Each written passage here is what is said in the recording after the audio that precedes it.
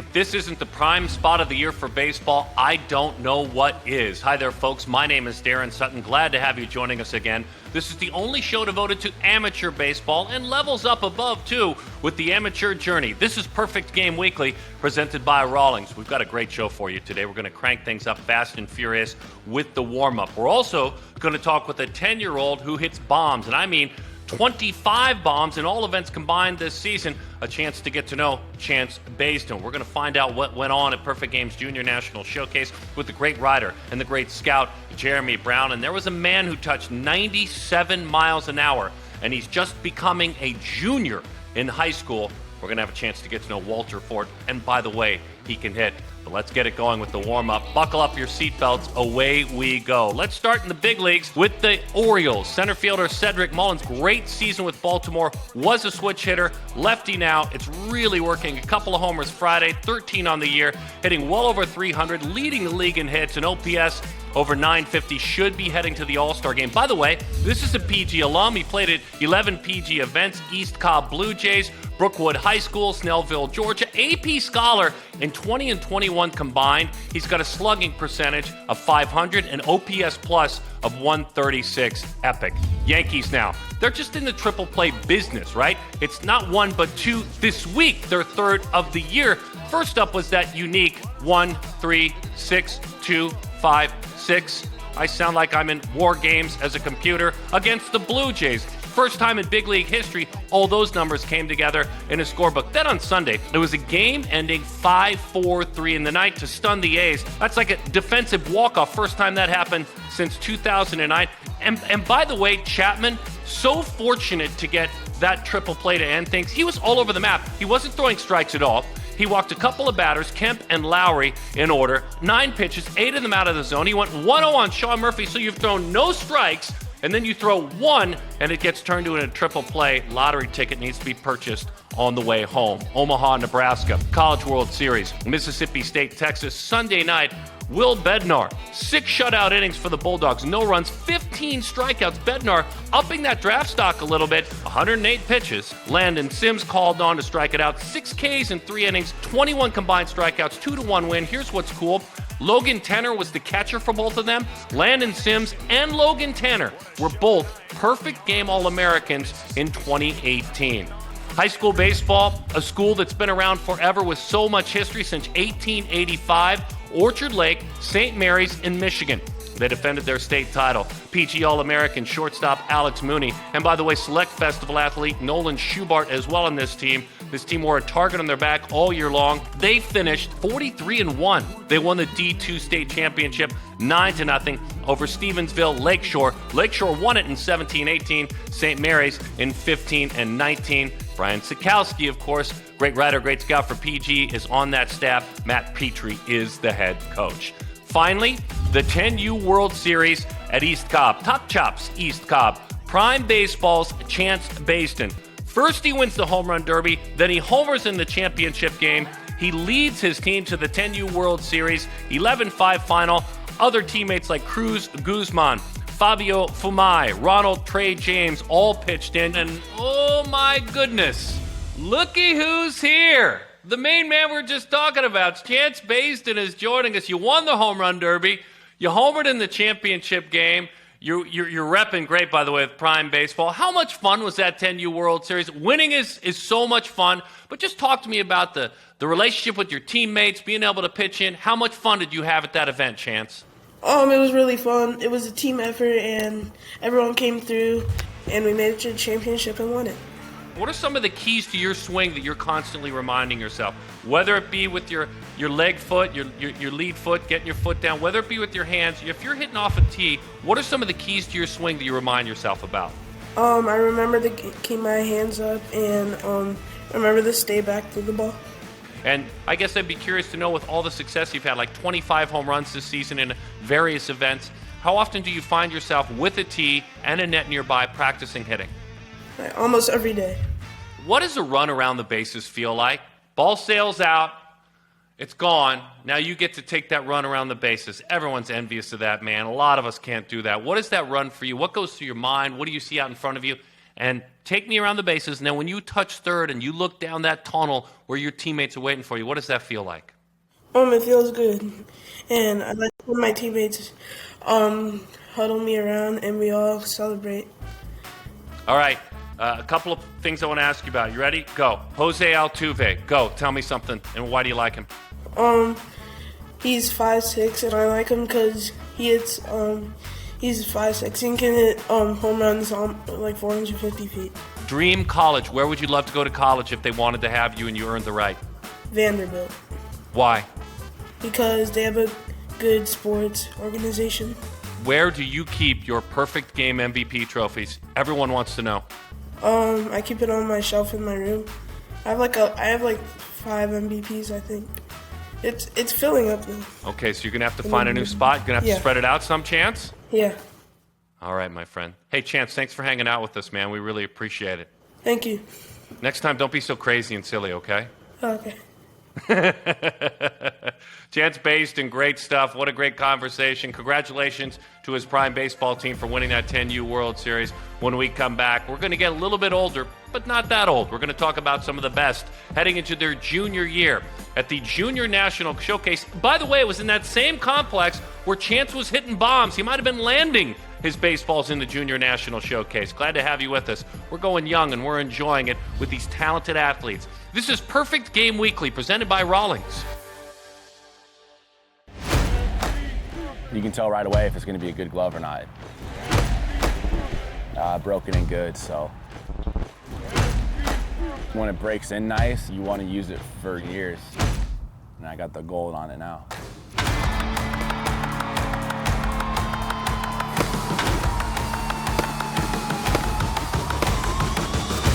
If you're into it mentally, you're getting your pre-pitch routine, defense doesn't slump.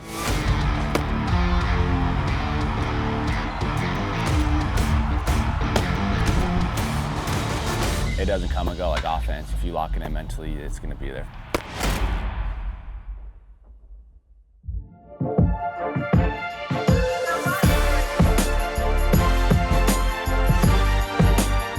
Perfect Game Weekly is presented by Rawlings, and such an incredible time of year, a time when all the complexes are buzzing. By the way, the draft's coming up around the MLB All-Star Game. Showcases at the 13, 14, junior national level are out here in front of us, and let's focus on that junior national showcase level with national cross-checker Jheremy Brown, who was there scouting, covering athletes. H, thanks for hanging out with us. A buzz, I would guess, at the Top Chops East Cobb Complex. You have 10U World Series going on. You have 17U, 16U, 15U events, and that junior national. Was it crazy? Was it a thrill to be amongst those athletes? Oh, so yeah, I mean, the event itself, every field was going. I left the junior national here and there, go catch a Tamar Johnson at bat on the other field. There was stuff going on everywhere. And it was one of the first big events that college recruiters were able to get out to as well. So that put a couple extra eyes in the seats and definitely made for a fun week. Yeah, I love the concept of college recruiting opening up in baseball and softball. They've waited way too long. Streaming's great, but seeing players in person are so very important for these athletes. Talk to me about Walter Ford. He was a Select Festival athlete. How did he do? Walter Ford came into the event ranked 20th, so by no means was he a pop-up name. But what he showed us was a completely different Walter Ford. Threw one inning on the mound, sat 95-96 with every fastball, bumped 97 with the last pitch, which he dotted glove side at the knees. The breaking ball had some real teeth to it. And then that was coming on the heels of hitting a home run in-game day prior. So real two-way potential there for the young Alabama commit, and still just seems to be scratching the surface. So two-way potential. When I think of Cam Collier out of Georgia, another Select Festival athlete, maybe the best player in the class altogether, when I think of him, I don't always think two-way, and yet he hopped on the mound and did great things. What did you see when you scouted Cam Collier? I told Jeff Dawn in his recap article, Cam did Cam things, and that was a diving play at third base. Really, again, the heavy barrel that we've come to know from the left side. Deep fly out to left field. Then, like you had mentioned, jumped on the mound. I think he was up to 92, 93 miles per hour. And that's almost just like, oh, hey, I can also do this. Just let me jump on the mound and give you an inning. He does everything on the field so easy. Obviously, his dad, Lou, played in the big leagues. He grew up around the game. But just Cam has fun on the field. He can do a little bit of everything on the field, and he does everything very well. Hello from California, by the way, where the West Coast is the best coast. So I'm going to ask you about Dean West. There's no doubt he's a UCLA commit. He's this part of the world. I love to see him traveling back and showing him your stuff. What did he show you? Dean showed every tool that he needed to. I got to talk to him a little bit prior to the event during check-in. Said, Dean, what are you going to run today? He goes, I hope a 6.5. He ran a 6.50. The barrel was a constant in-game, really fast hands. One of our other scouts, Vinny Servino, went and I think videoed every at-bat for Twitter and came back every time with another barrel he was able to tweet out. It was just a constant offensive performance, and Dean was definitely one of the big winners, if you could say so, from this event, where he really solidified himself amongst the tops in the class. A guy that we didn't see a ton of in his early stages is now starting to hit PG events, Maxwell or Max Clark. Now, the flowing blonde hair stands out. The Vanderbilt commit right there. You can pause right there. But I haven't seen him play in person. I'm excited to. Look, dude even played at Jupiter, or the one in Fort Myers. He played at the World Wood Bat Association World Championship. He's a baby. Who is he? He performed there, too, in Fort Myers. Like you had mentioned, he's got the swag to him. He looks apart. He's ultra physical, but that doesn't take away from anything he brings to the field. He ran a 6.53, I believe, in the 60 yards, which is moving. Took his round to BP. Really professional round. It was barrel center, barrel left, barrel right. Last swing, he goes, let me show it to you. Goes halfway up the trees in right field. Got a double in game. It was a quick look, but a really impressive performance from one of the top players in the class. All right, some guys that maybe edged their stock up just a little bit and jumped onto your radar a little more. You sent us a great list. Garrett Ballman is from Haggerty High School, Central Florida commit. What did he do well? So I like to pride myself on thinking I know most of the top guys a year or two out, and I didn't know Bauman. He showed you. I'd never seen him before. Oh, he came out. He's 6'8", and every bit of it on the mound. Oh, my gosh. He's 225, I think, listed at, so there's still plenty of room. Comes out in the first inning, upper 80s, low 90s. Next inning, starts creeping with that fastball, gets it up to 93, attack the strike zone. Loose, easy. There's a little bit of everything there for you, and that was a really loud first impression. Very good stuff. A couple of Midwesterners I'd like for you to talk about. One out of Wisconsin. His name is Dylan Questad. The other out of Nebraska. His name is Cole Eaton. Take them one at a time if you don't mind. I'm always biased to the Wisconsin kids too. Yeah, so Questad, he came to the National Indoor Showcase. Todd Coffey came back raving about him. Obviously, Todd pitching in the big leagues knows what he's looking at, and I got to see Questad for the first time. Knew about him, had never seen him. Up to 93, really good changeup, spun the breaking ball, 3 pitches for strikes, and it was the low effort of the entire operation that really stood out. And then on the flip side, you have Cole Eaton, who, I mean, all he did was run a 6.50, throw 98 from the outfield, and then found nothing but barrel in game. Couple opposite field line drive barrels. Then he turned on one to show you he could. Jumped on the mound, was upper 80s, did a little bit of everything, and I think it's safe to say he'll have a bit of a meteoric rise up the next rankings update. A couple of athletes that maybe are committing soon after this, a couple of non-commits. Adam Hackman, who's inside the top 100 in the PG rankings, and Sam Stafura, who is out of New York. So these are 2 non-commits. It's cool when non-commits really show out and catch the eyes of guys like you. Oh, yeah. Hackman, we had always heard about him. We had never really seen him. Lefty, 6'3", 6'5", somewhere in that range. Comes out, bumps 93 with a fastball, lives 90-91, flashed a really good breaking ball. When he towed the rubber, he kind of brought a hush over everybody behind the backstop, which kind of tells you all you need to know. Obviously, being uncommitted, that's a big priority for college recruiters.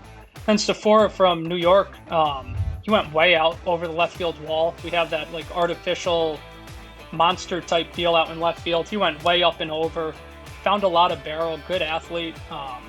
Really does a nice job of getting separated with his swing, really loose and projectable. He stayed down there for the PG Elite Championships after the Junior National event and continued to rake. So he's a bat out of the Northeast that colleges will be knowing about, if they don't already. Before we say goodbye to you, H, we're going to throw a graphic up with the records that were set, and there were quite a few. And I'm going to ask you a question, not specifically about the records, but the state of this 23, a few 24s, but the state of this 23 class, they seem to be a bunch that took advantage of COVID, bigger, stronger, faster than almost anyone in the classes before them. Oh, yeah. I mean, 4 records were broken or tied, which kind of speaks to the type of metrics we're seeing now with baseball. Obviously, you get more training, whether it be physical or just with the little things with the bands or the weighted balls.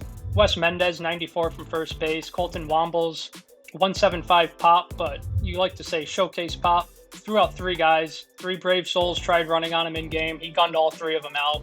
Gonzalez Fibo from Orlando, I believe, threw 101 across the diamond. Like, what? You don't see that ever. And then you have Walter Ford, of course, 97 on the fastball. So it was a big event, and it's scary to think that these kids are only getting stronger, faster, bigger, better every year we see them. Go find more great players, H. We really appreciate it. Most definitely. Thanks, Seth. He spoke about Walter Ford. When we come back, we'll get to know this talented young man. Hopped up on the mound. By the way, a great position player, too. But hopped up on the mound and set a record, 97 miles an hour. 97, a junior in high school. BG Weekly, presented by Rawlings, and our visit with Walter Ford when we return.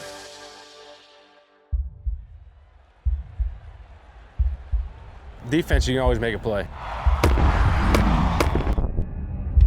Create it in your mind. You're always trying to time when the ball is hitting the bat.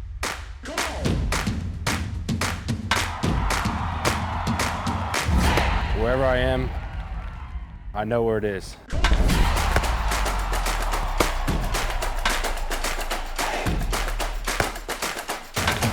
1, 2, 3, I'm gonna have to start jumping. Nothing more satisfying than making a big play.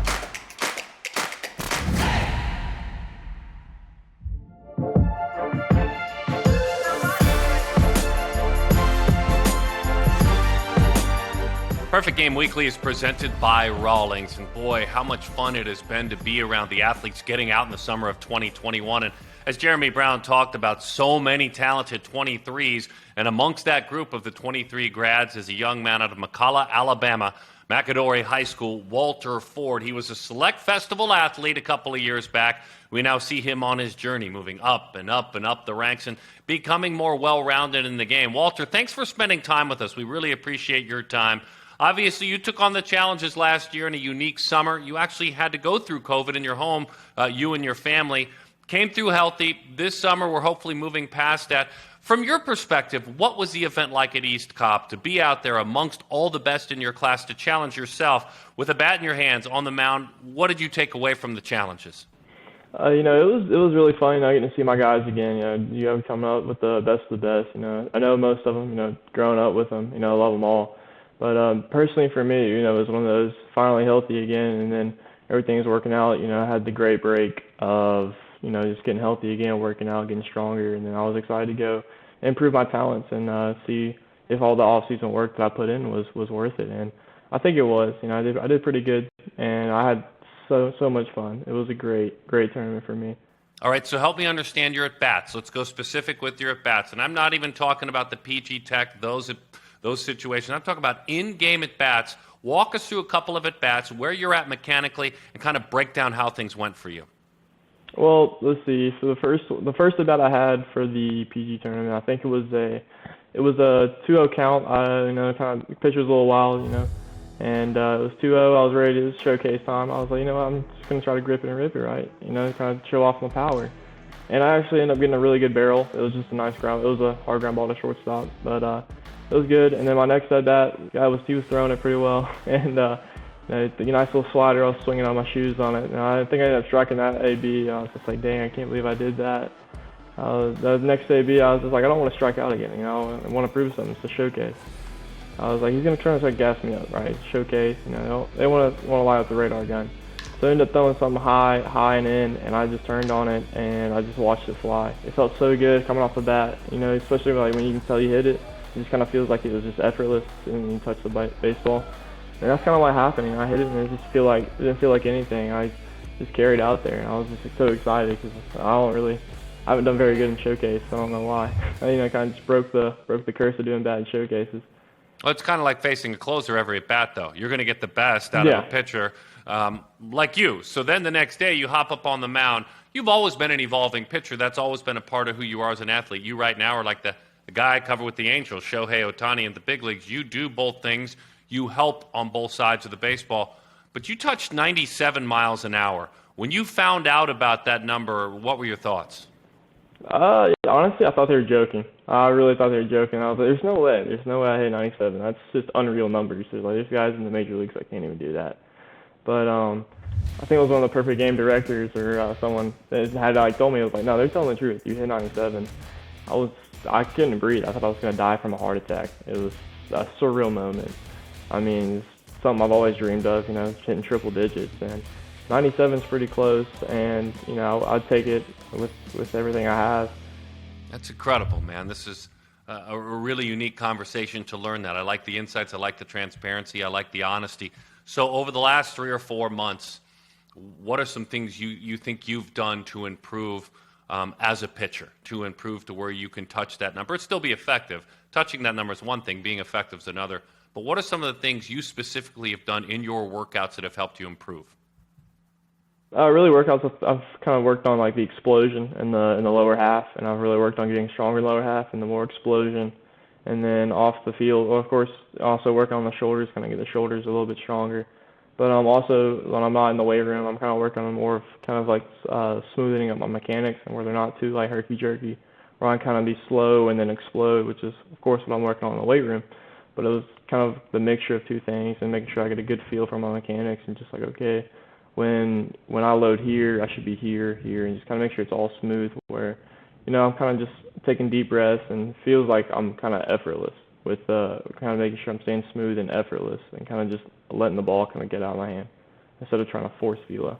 What does this summer look like for you? If I'm to see your schedule properly, I see you in Arizona, Fort Myers, East Cobb, Hoover, back in East Cobb. I see you playing with a bunch of 17U teams, which those are draft guys for next year, with Kevin Baldwin's East Cobb team. Are you excited to be a part of all these events? Oh, I'm excited. It's a crazy summer for me. There's a lot of traveling too, but that's just part of it. But I'm so excited, especially with the team I'm playing with the 17U East Cobb Astros, which you got Tamar Johnson, Dylan Lesko, and all those guys. Those are some big name guys, and it's just it's just kind of awesome, and just I get the chance to play with those guys, and getting to play up is also another blessing. You got guys that are going to get into the draft. I'm just there, trying to compete with them, and for me, I think I've done a pretty good job, making sure I fit in. I don't want to look like the 16-year-old on the 17U team. I try to look apart with the team, and I feel like I've done a pretty good job so far, and I hope I can continue to do that throughout the summer. But with all these travels, you got the tournament up in Cary, I think tomorrow, so I got to go to North Carolina. But that's going to be fun at the USA. See if I can go and show out in front of USA, which is going to be a blast. But because I haven't done anything like that since I was 14. It's going to be incredible. Listen, I looked at the top of your Twitter and I saw the header, the following quote from Trevor Moawad. It says, "The past is only a prediction if your behavior stays the same." Why is that a message you want to share with your followers? Because the past is the past. It kind of sets up the building blocks for your future, is the per se. But if you change your behavior while you're going to the future, then those building blocks don't mean anything. So even though with the success I've been, I still want to have the same behavior and the same level-minded as I go through the future to keep the past intact, really. Because I don't want to change as a person as I get through. I still want to stay the same guy I am, like humbled, head down, just grinding and keeping through. And if I get way too airheaded as I get better, then the past really isn't going to matter. So I still want to stay mentally locked in, no matter where I am in my career. But I just want to stay level-minded and keep a head on and keep grinding through. Yeah, they're coming for you, man. You come on shows like this, you do content. That's a good thing. It's an honor. You've earned it. But that just means they're coming for you. And that means you're going to have to keep focusing, keep driving, keep grinding. What an amazing removal from last year. Very quickly, recall last summer when your mom and dad, you guys all battled COVID within your home. As you recall those struggles, what were those like? It was crazy, I thought it was just a stomach bug, really, because I had woke up the day before I felt fine, and then the next day I just couldn't get out of bed. So we thought it was just a stomach bug, but with all the COVID stuff going around, we decided to go ahead and get tested just for the safety of my teammates at Hoover. I didn't want to make sure I spread it around, and then so I got the test. Turns out I did have COVID, so I had to be quarantined from my family as well. So I was in my bed, and it was just crazy. I couldn't be with my family or baseball. It was just kind of sucky week, and then it turned out I actually had, in fact, infected my family with COVID, and it kind of went through everyone. My dad, my mom were kind of hit the hardest, even though she still can't even smell to this day. She kind of ruined that, but with everyone getting around, and I started feeling better, and then no one else in my family felt better, so it kind of just sucked. But I think I made a good jump back after the whole family got feeling well better. It was kind of one of those things. It was a learning point, kind of how quickly things could be taken from you. It was just make sure I still tell my parents I love them every day and how much I enjoy them having here. But it was a crazy couple of weeks, a good learning moment. But it's all good now. I think we're getting better, and I'm still getting better. I don't think I've been sick since, so Good. That's a good thing. But yeah. Good stuff, Walter. Have a great summer, man. Playing up, taking on challenges. Go get them. Thank you.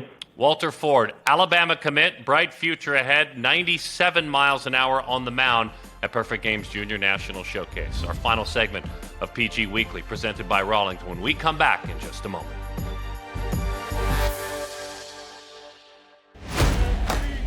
You can tell right away if it's going to be a good glove or not. Broken in good, so when it breaks in nice, you want to use it for years. And I got the gold on it now.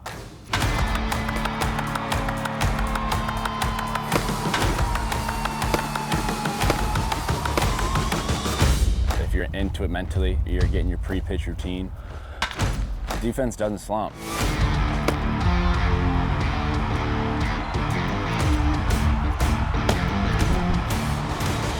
It doesn't come and go like offense. If you lock it in mentally, it's going to be there.